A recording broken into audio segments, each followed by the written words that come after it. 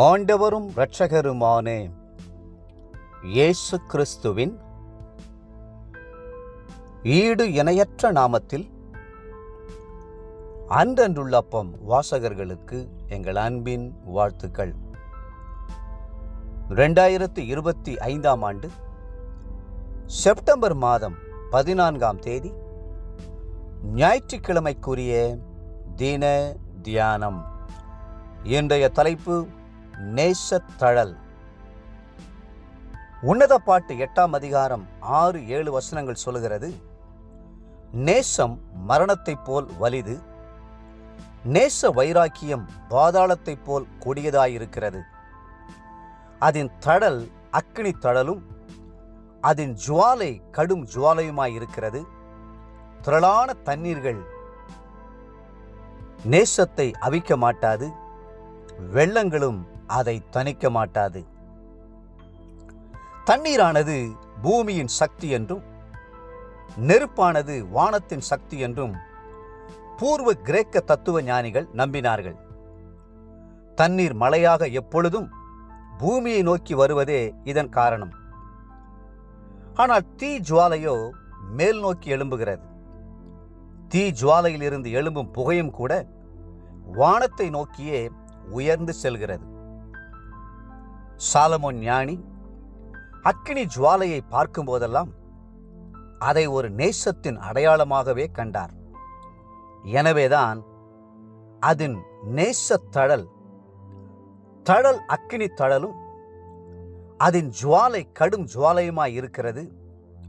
திரளான தண்ணீர்கள் நேசத்தை அவிக்க மாட்டாது, வெள்ளங்களும் அதை தணிக்க மாட்டாது என்று அவர் சொன்னார். உன்னத பாட்டு 8:6. இயேசு கிறிஸ்துவில் அந்த நேச அக்கினி பற்றி எரிந்ததினாலே அவர் அன்போடும் பாசத்தோடும் நம்மை தேடி பூமியிலே இறங்கி வந்தார். அந்த நேசத்தின் நிமித்தம் தன்னையே சிலுவை மரணத்திற்கு அர்ப்பணித்தார். அந்த நேசத்தினால்தான் நம்மை பரிசுத்த ஆவியினாலும் அக்கினியினாலும் நிரப்புகிறார். அந்த நேசத்தை யாராலும் தடுத்து நிறுத்திவிட முடியாது. அந்த நேசம் நம்முடைய உள்ளத்தில் ஊற்றப்பட்டிருக்கும் போது அது பரலோகத்தை நோக்கி அக்கினி ஜுவாலையாய் எழும்புகிறது. நாமும் ஆண்டவரை அளவில்லாமல் நேசிக்கும்படி ஏவி எழுப்பப்படுகிறோம். ஒரு இடத்தில் சிறியதாய் தீ எரியும் போது காற்றில் அந்த சிறிய தீ அணைந்து போகக்கூடும். அதே நேரத்தில் அந்த இடத்தில் அதிகமாய் தீப்பற்றி எரிந்து கொண்டிருக்கிறது என்றால் பாடுகளும் உபத்திரவங்களும் சோதனைகளுமாகிய காற்று வீசும்போது அந்த அக்கினி இன்னும் அதிகமாய் பற்றி எரியுமே தவிர அணைந்து போகாது. எவ்வளவுக்கெவ்வளவு பாடுகள் வருகிறதோ அவ்வளவுக்கவ்வளவு அந்த அக்கினி சுடர் விட்டு ஜுவாலிக்கும். நம்மீது ஆண்டவர் போடுகிற அக்கினி சாதாரணமான அக்கினி அல்ல, அது விசேஷமானது. அது சோதனை நேரத்தில், போராட்ட நேரத்தில் இன்னும் அதிகமாய் பற்றி பிடித்து எரிகிற நேச வைராக்கியத்தின் அக்கினி. உங்கள் உள்ளத்தில் இருக்கிற அக்கினி எப்படிப்பட்டது? சிறு காரியத்திற்கே சோர்ந்து போய் விடுகிறீர்களா? லேசான உபத்திரவத்திற்கே மனம் தளர்ந்து விடுகிறீர்களா? சாதாரண பிரச்சனை தோன்றும் போதே எதிர்த்து நிற்க முடியாமல் அதைரியப்பட்டு விடுகிறீர்களா? தேவ பிள்ளைகளே, ஆண்டவரே, உமக்காக நான் ஜுவாலித்து எரியும்படி அதிகமான அக்கினியை என்மேல் போடும் என்று கேளுங்கள்.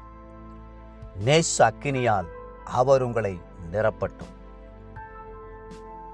இன்றைய நினைவிற்கு ரோமர் 5:5.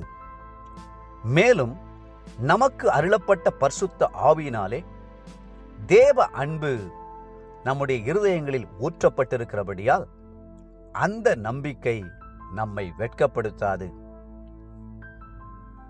இன்றைய வேத வாசிப்பு காலை நீதிமொழிகள் 19, 20 மற்றும் 21ஆம் அதிகாரங்கள். மாலை 2 கொரிந்தியர் 7ஆம் அதிகாரம்.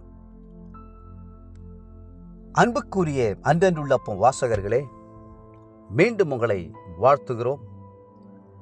தேவனுடைய நேச அக்கினி உங்களுக்குள் ஜுவாலையாய் பற்றி எரியட்டும்.